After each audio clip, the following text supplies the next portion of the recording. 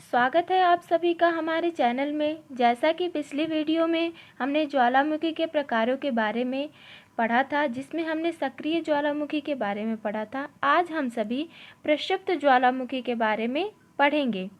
प्रक्षुब्ध ज्वालामुखी ऐसी ज्वालामुखी जिसमें निकट अतीत में उद्गार नहीं हुआ है, लेकिन जिसमें कभी भी उद्गार हो सकता है, इसलिए इसको प्रक्षुब्ध ज्वालामुखी कहते हैं।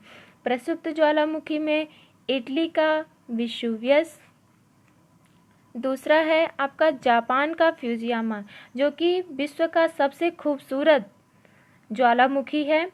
वो उसके किनारों पर बर्फ जमी हुई है और देखने में दूर से इतना खूबसूरत लगता है कि यकीन नहीं होता कि ये ज्वालामुखी से निर्मित कोई चट्टान हो, और इतना खूबसूरत है जिसके कारण इसको विश्व का सबसे खूबसूरत ज्वालामुखी कहा जाता है।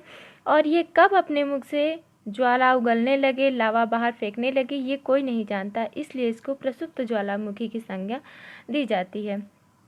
इंडोनेशिया का क्राकटोवा अंडमान निकोबार में एक नारकोंडम द्वीप में प्रक्षुब्ध ज्वालामुखी पाई गई है। आपका अब तीसरा है शांत ज्वालामुखी। शांत ज्वालामुखी वह ज्वालामुखी होती है जिसमें ऐतिहासिक काल से कोई उद्गार नहीं हुआ है और जिसमें पुनः उद्गार होने की संभावना भी नहीं है, इसलिए इसको शांत ज्वालामुखी कहा जाता है। ईरान का कोह सुल्तान और देवबंद, ये दो बहुत ही प्रसिद्ध ज्वालामुखियां हैं, जो कि ईरान में ये दोनों ज्वालामुखी पाई जाती हैं। म्यांमार का पोपा, तंजानिया का किलिमंजारो और इक्वेडर का चिम्बराजू। एंडीज पर्वत श्रेणी में एक एकांगुआ नाम का ज्वालामुखी है, जो कि शांत ज्वालामुखी है, जो कि विश्व की सर्वाधिक ऊंचाई पर स्थित मृत ज्वालामुखी है। और कुछ क्वेश्चन हमने यूपीएससी को ध्यान में रख करके नोट्स कराए हैं, जिसके बारे में आज मैं आपको बताऊंगी, तो ध्यान से इसको सुनिएगा। विश्व की सर्वाधिक ऊंचाई पर स्थित मृत ज्वालामुखी एकांगुआ ज्वालामुखी है, जो कि एक शांत ज्वालामुखी है जिसकी ऊंचाई 6960 मीटर है। दूसरा है जावा एवं सुमात्रा के मध्य स्थित सुंडा जल डमरू मध्य में विनाशकारी ज्वालामुखी है, जो क्राकाटोवा ज्वालामुखी है, जो अभी आपने पढ़ा था इंडोनेशिया में जो पाई जाती है। यह प्रक्षुब्ध ज्वालामुखी है। दूसरा है आपका भूमध्य सागर के प्रकाश स्तंभ के रूप में स्ट्रोम्बोली, जो पिछले वीडियो में हमने आपको बताया था कि ये एक सक्रिय ज्वालामुखी है। स्ट्रोम्बोली जो इटली का है, वो भूमध्य सागर का प्रकाश स्तंभ कहा जाता है।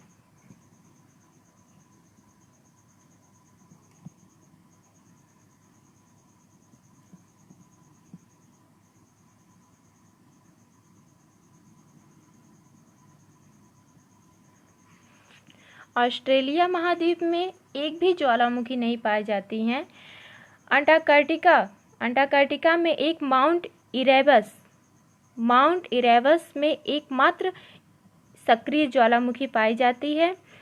प्रशांत महासागर को परिमेखला को उसको अग्निवलय कहा जाता है। प्रशांत महासागर के परिमेखला को अग्निवलय कहा जाता है, क्योंकि विश्व की सबसे अधिक ज्वालामुखी इसी प्रशांत महासागर में ही पाई जाती है, इसलिए प्रशांत महासागर को अग्निवलय के नाम से भी जाना जाता है।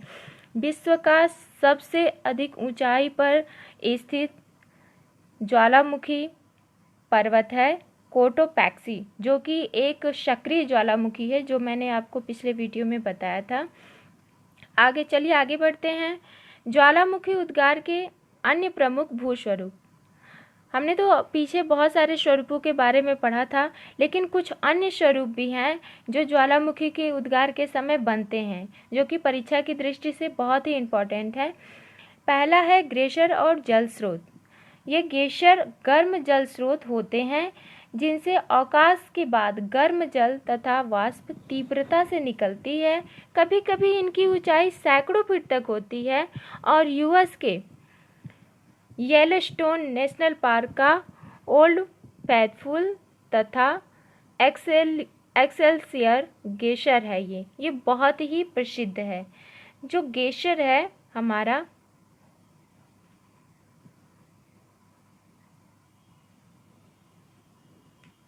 जो ग्लेशियर हमारा है वो दक्षिणी अमेरिका और अफ्रीका के थोड़े से कुछ क्षेत्र हैं जहाँ पर कि अफ्रीका का अजोर्स के अलावा और किसी भी महाद्वीप में मतलब ये सारी चीज़ पाए जाते हैं, लेकिन दक्षिणी अमेरिका और अफ्रीका में ग्लेशियर नहीं पाए जाते हैं।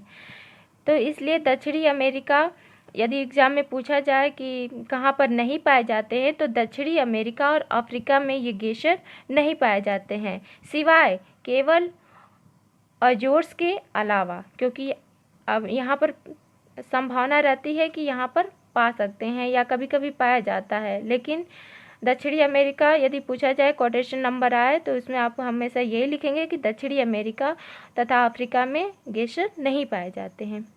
आगे एक स्थलाकृति ज्वालामुखी से अन्य बनती है जिसे बोलते हैं धुआंरे। धुआंरे ऐसा क्षेत्र जिसके सहारे गैस तथा वाष्प निकलती है, धुआंरे कहलाते हैं। वास्तव में धुआंरे जो होते हैं सक्रिय ज्वालामुखी की सक्रिया के अंतिम लक्षण होते हैं।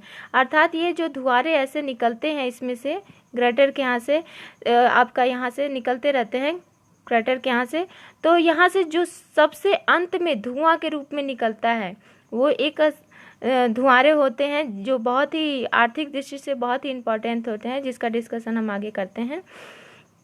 तो ये सबसे अंतिम लक्षण होते हैं, उसके बाद ही उसमें से लावा निकलता है। ग्लेशियर एवं गर्म जल स्रोतों की अपेक्षा धुआंरे द्वारा निःसृत वाष्प का तापमान बहुत अधिक होता है। गैस एवं वाष्प का यह तापमान 645 अंश सेंटीग्रेड होता है। सभी धुआंरे से निःसृत पदार्थ से वाष्प 98 से 99% तक होता है। ऐसे धुआंरे भी हैं जिनसे अधिक मात्रा में गंधक निकलता है, जिसको हम सॉल्फ तारा कहते हैं। ये सॉल्फ तारा बहुत ही इम्पॉर्टेंट है, क्योंकि इससे हम व्यापार भी करते हैं या आर्थिक दृष्टि से बहुत ही ज़्यादा इम्पॉर्टेंट है। आगे देखते हैं। अलास्का के कटमई पर्वत को हजारों धुआंरों की घाटी कहा जाता है।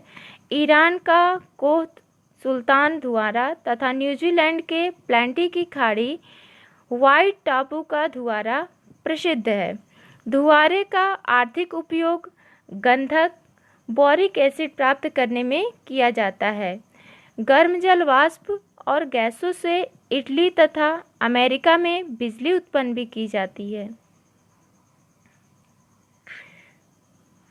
जैसा कि हमने पीछे आपको बताया कि दक्षिणी अमेरिका तथा अफ्रीका, केवल अफ्रीका के केवल अजोर्स के अलावा ही ऐसा जो क्षेत्र है जिसको छोड़ करके यही तो ऐसे महाद्वीप हैं जहाँ पर ग्लेशियर नहीं पाए जाते हैं, जैसे आप देख सकते हैं दक्षिणी अमेरिका और अफ्रीका।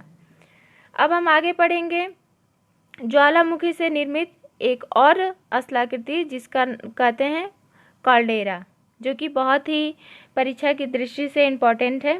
कैल्डेरा, इसका निर्माण क्रेटर के धंसाव अथवा ज्वालामुखी के विस्फोट उद्भेदन से होता है, जिसका व्यास क्रेटर तथा ज्वालामुखी छिद्र से बहुत अधिक होता है।